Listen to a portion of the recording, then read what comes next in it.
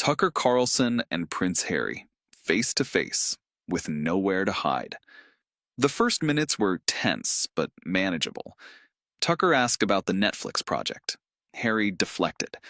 Tucker asked about the anniversary silence from the palace. Harry's jaw tightened, but he held. Then Tucker asked about Britain. Not about the royal family, about Britain itself, about the political chaos, about Starmer's government collapsing, about what Harry thought of the country he'd left behind. What Harry said next made Tucker, who'd interviewed Putin, who'd faced down senators, who'd survived decades of controversy, actually pause mid-sentence. And what Harry said after that ended any pretense of civil conversation. This is the interview everyone's going to be talking about. Subscribe now, hit that notification bell, and let's get into what happened. The Tucker Carlson show studio was deliberately minimal. 2 chairs angled toward each other, professional lighting, a backdrop that suggested seriousness without distraction. This was Tucker's preferred format for major interviews. No audience, no interruptions, just conversation that could go wherever it needed to go. Harry arrived with a single handler, unusual for someone of his profile. He entered the studio with controlled posture, shook Tucker's hand firmly, settled into his chair with an expression suggesting he'd already decided this was hostile territory. "Thanks for doing this," Tucker said. "Thanks for having me. I should warn you, I'm not going to be gentle. That's not what this show does. I wouldn't expect you to be." "Good. Then we understand each other." The cameras began rolling. "Let's start with Britain," Tucker began, bypassing the usual warm-up entirely. "Your home country is in chaos. Starmer's facing resignation calls, Labour's collapsing, reform is surging. What do you make of it?" Harry's expression flickered, surprised at the opening topic. "I don't follow British politics closely. You wrote an op-ed for the New Statesman 2 weeks ago about anti-Semitism in Britain. You called it a divided kingdom. You clearly follow something. Social issues are different from political maneuvering. Are they? The division you wrote about is directly connected to the political situation. You can't separate social fracture from political failure. I wrote about rising hate. That transcends party politics. Does it? Because the government in power shapes the social environment. Starmer's Labour is failing. His own MPs want him gone. The country your father rules is coming apart. And you wrote a thought piece from Montecito. Does that feel proportionate to the crisis?" Harry's jaw tightened.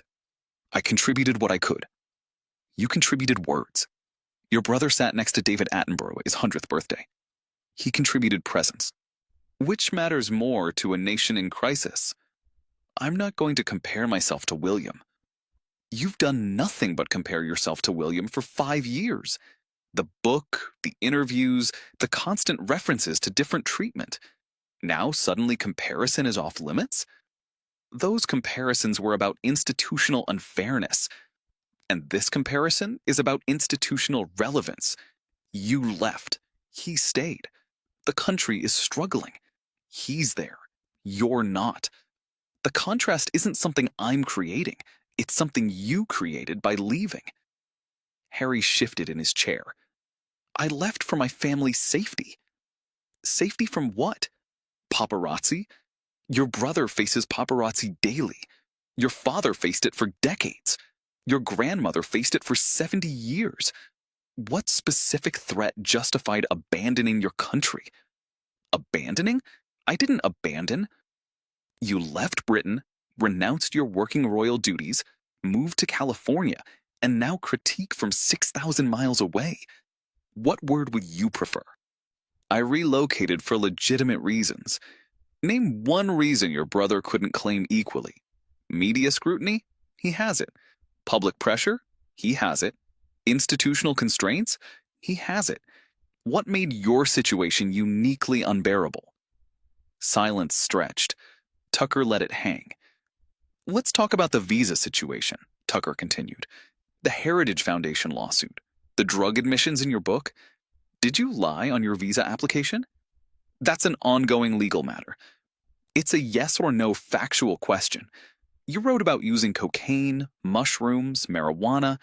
The visa application asks about controlled substance use. Did you check the box honestly?"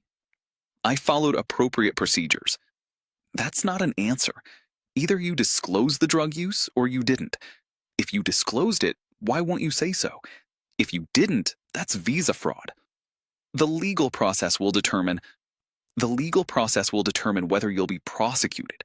I'm asking whether you lied. Those are different questions. You know whether you checked the box truthfully. Tell me.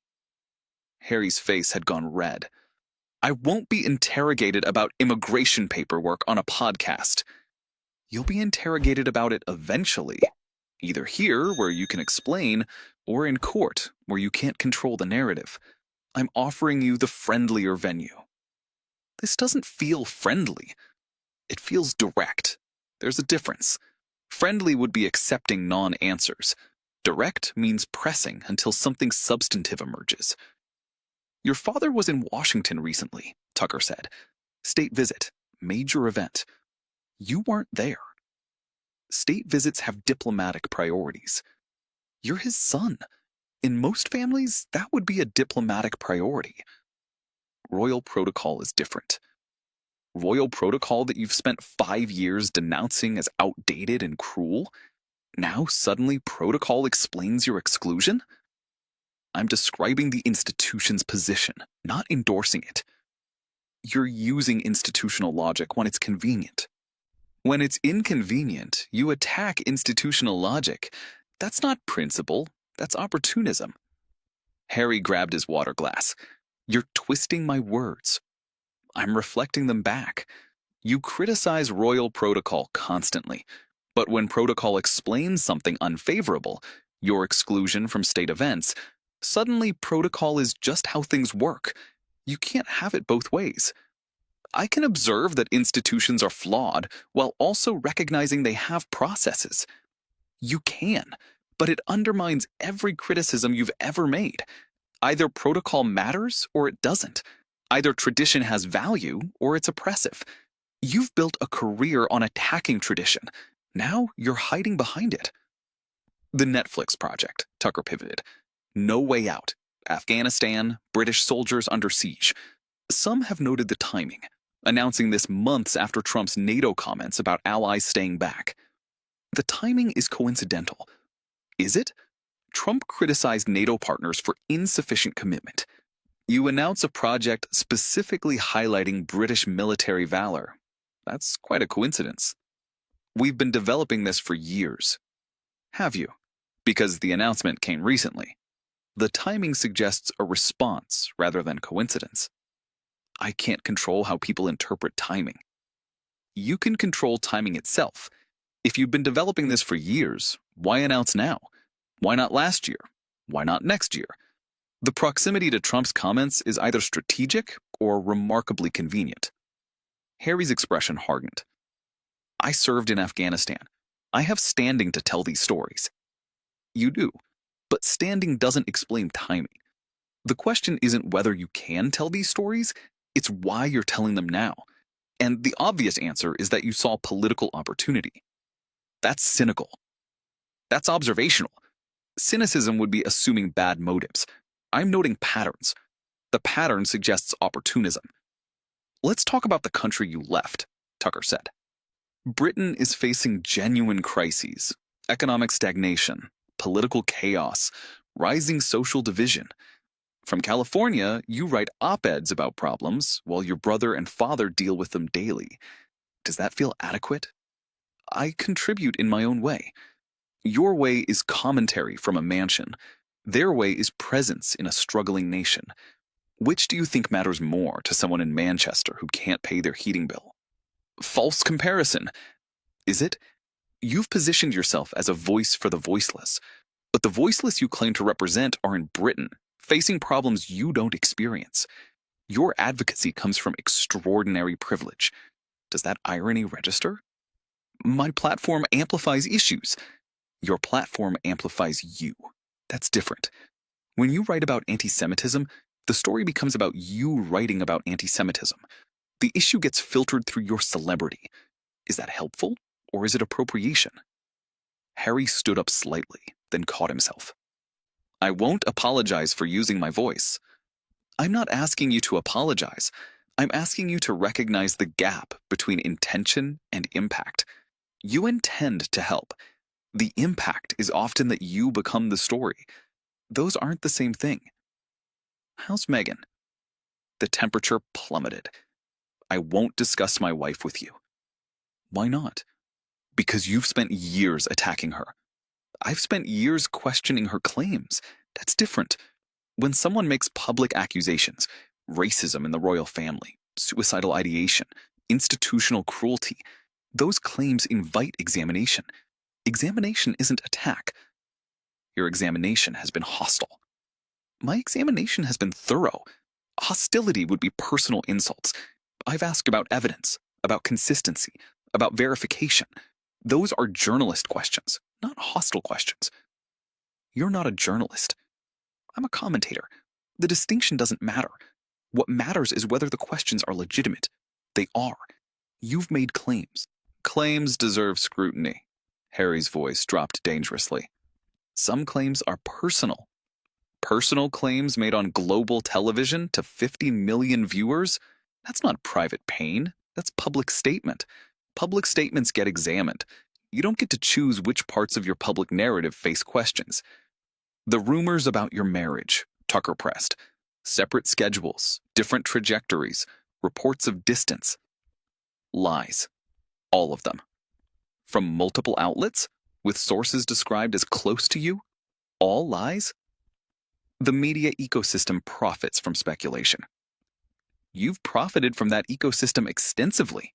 Netflix, Oprah, book deals. You've used media when it serves you. Now you call it lies when it doesn't? There's a difference between controlled narrative and tabloid speculation. Controlled narrative is just propaganda you approve of. Speculation is journalism you don't. The mechanism is identical. Information reaching the public. You want to filter what reaches them. I want accuracy. You want control. Accuracy would mean addressing specific claims and correcting them. You don't do that. You dismiss everything as lies without engaging with any specific allegation. That's not defense. That's avoidance. Harry grabbed his jacket from the back of his chair. This isn't what I agreed to.